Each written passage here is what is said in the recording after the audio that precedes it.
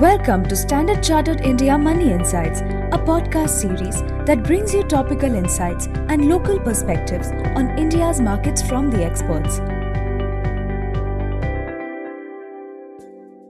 Hello everyone, and welcome to another edition of Views from the Street, bringing you market views and insights from industry veterans and experts on how you should position your investments.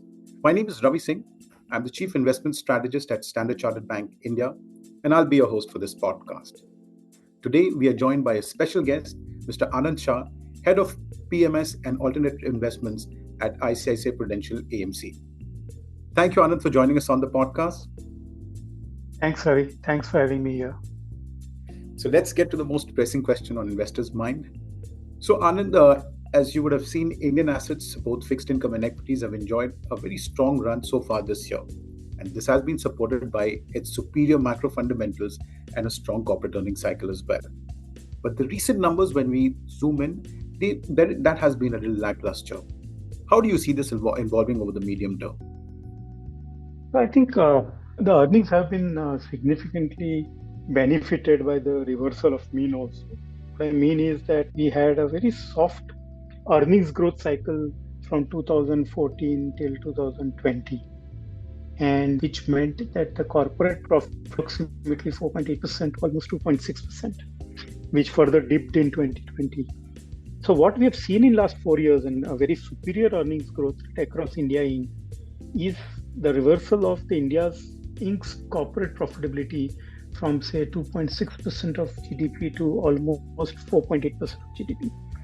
And within that also, it's largely led by the cyclicals, the industries which were dependent on infrastructure, dependent on manufacturing recovery, manufacturing allied businesses, utilities. So also, these were the same sectors which were doing very badly between 2014 and 2020. And similarly, the banking system, which is leveraged to these industries, had a very tough time in terms of profitability, especially after asset quality review. There also we have seen significantly reversal in the profit. So to that extent, the 4-year earnings growth rate that we have seen, which is in upwards of 30% CAGR, is, I would believe, is one-off. And to that extent, the earnings growth rate for India Inc. at best can normalize to the nominal GDP growth rate of 12 to 15% depending on what sort of GDP growth rate and what sort of global tailwinds the India growth will have. And also on the growth, the strong underlying growth momentum, that also seemed to have tapered off a bit. Could that continue, or you would see some policy stimulus or monetary policy actions that could keep the trend growth rate in line with government's expectation? Here, I'm not that worried, Ravi. I think we had a couple of reasons why the Indian growth has been sort of slowed down more recently. One, obviously, is the global headwinds. You had US significant rate hikes eventually slowing down their economy. Europe economy was anyway struggling, and then we had China, which was reeling under the pressure of their real estate prices going down, leading to slowdown in the China economy, which is all three are well known. So there were global headwinds that did impact some bit of exports growth rate and even for that matter IT services growth. So that was one headwind. The other one being heat. We had one of the most harshest summer, with the elections also leading to some bit of slowdown in ordering out of large infrastructure projects, and more recently some monsoon related disruptions. But all in all, I would want to believe that this is more of an aberration. Indian economic growth rate should benefit, one, from the normalization from post-elections stability of the economy, but also from the normalization where the global headwinds can turn into global tailwinds as US, Europe, and China, all three started cutting interest rates and start stimulating their economy together. Thanks, Anand. Now, zooming out a bit, let me go back to what's important for today's podcast. And as the head of alternate investments at one of the largest AMCs in India, how do you see the investment landscape, especially for alternates, evolving in India?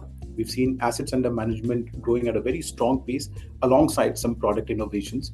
If you would also help us understand how alternates do investors in their overall portfolio context. I think, as you rightly said, it's evolving. So gold and bank deposits account for a very large chunk of savings for the Indian households, apart from real estate, of course, also very large. It's only very recently, over the last 2 decades, that Indian households, as their per capita income moved and as their savings pool increased, now they would also look toward equities. So I think the Indian households have slowly, gradually warmed up to the equity story or to the equity investment vehicle through mutual funds on the back of SIP, mutual funds IA campaign, so on and so forth.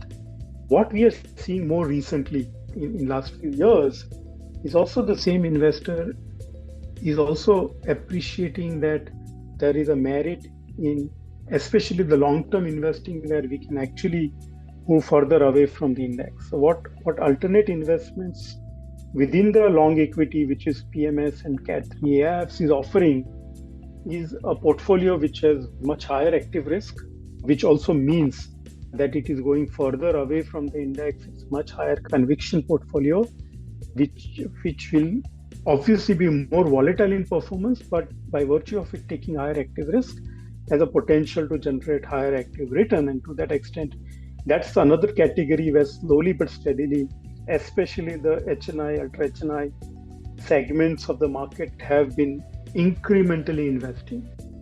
Parallelly, private equity, private debt, long short hedge strategies, these are the other categories which are also at a very nascent stage. But I would want to believe that at some point of time, as the family offices get more formalized and become more professional, these are the categories which will be looked after by one of the wealthiest families also. So are slowly, gradually moving beyond bank deposits, gold and real estate, so equities, slowly into high conviction, high active risk, AIF, PMS, and then gradually to private debt and private equity. All right, sir. So that brings me to my third question, and this is again back to what means that India is likely to transition to an upper middle income economy, most likely by the end of this decade, and it could be maybe a little earlier as well. So, which are the some of the areas of the market, some key themes or sectors where you see opportunities for investors in this transition that we are likely to see?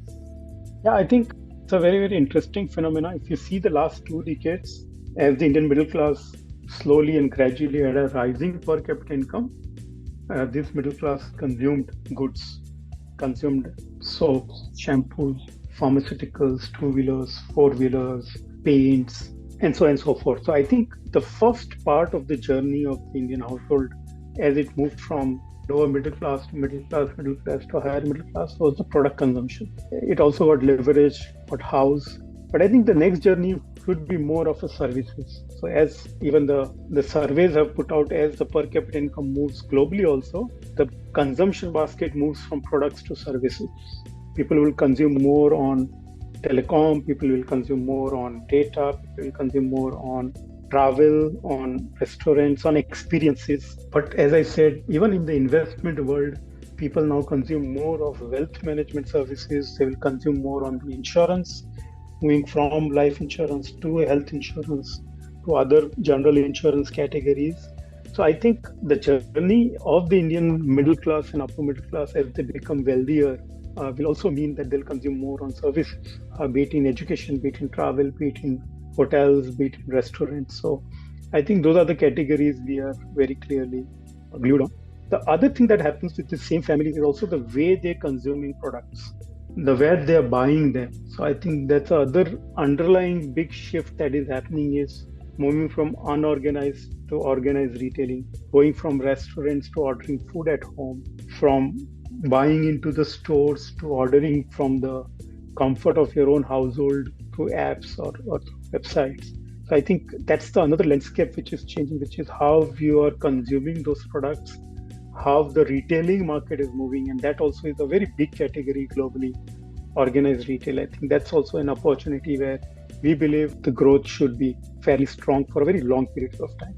So consumer-oriented businesses, the focus is more on services incrementally than you make an interesting point. Now, let me also add to this. Infrastructure and manufacturing have been quite a popular theme over the last few years. Do you see these sectors still having some leg further, or do you think that the best part of the journey is over? So look, as the per capita income moves and as the product consumption improves, even if you see in the cars also, the consumers have moved from small cars to big cars. I think it will have to be travels more often than before. The airport infrastructure has to improve, the railway infrastructure has to improve. And to that extent, I think infrastructure will be the need. As Indian households buy bigger houses, we will need more investments in real estate and more investments in urban infrastructure. And whichever way I look at it, with the rising per capita income and rising consumption power of the Indian consumer, I think each government, be it central or state governments, will have to double down on the infrastructure investment. So as I said, a little lowdown there is also seasonal, to do with elections coming together with extreme heat. My take is India has created a huge pipeline for investments in urban infrastructure, in metros, in defense, in power, in railways. And I think that should continue to further expand. Well, now that brings me to the last question of the session. And so far, whatever we've discussed has been largely positive. What are some of the risks that investors should be prepared for? I think I'm of the big belief that both the opportunity and risk are the two sides of the same coin. So India's biggest opportunity is also India's biggest risk. Let me simplify it. Look, the biggest plus for India has been the demographics. Most youngest population, and we have falling dependency ratio, which means that we have, as we move every decade, we'll have more earning member per family and less dependents. Now, this is a big opportunity. If we can create jobs for millions of people who come into the jobs market every month, that's the biggest plus. That's the driver of the India's GDP, driver of the India's growth story. In the same breath, I would say, if we are not able to create enough jobs for this large population which is coming into job markets, the youth, that can also be a biggest pitfall for the Indian economy. And to that extent, I am of the firm belief the biggest risk that exists today in the economy is our inability to generate enough jobs, inability to generate enough manufacturing jobs, because while we will create jobs, the farm, as it gets automated, will also release that many number of people from the labor. So we have done a fabulous job on the services side of the economy. The banking, financial services, IT services creates enough and more jobs. Insurance companies, insurance services also creates enough jobs. I think where the India's weakness or the big opportunity lies in our ability to create competitiveness in manufacturing and thereby create jobs in the manufacturing sector, which can employ large section of population which might not have enough education to be absorbed in the services industries. I think that's the key opportunity and the key risk as far as the India growth story and the Indian equity markets growth story is concerned. Thanks a lot, Anand, for taking the time out to speak to us. It's always a pleasure talking to you. Your views are well sought in the industry and is always quite insightful. Thanks for having me. Yeah, that's what I was saying. Thank you so much. Thanks, Anand. This brings us to the end of this edition of the podcast. Thank you as always for listening. If you enjoyed this podcast, please like. Thank you for listening to Standard Chartered India Money Insights. Stay tuned for the latest updates and market trends by subscribing to our podcast. For more information, reach out to your Standard Chartered Relationship Manager or visit www.se.com/in.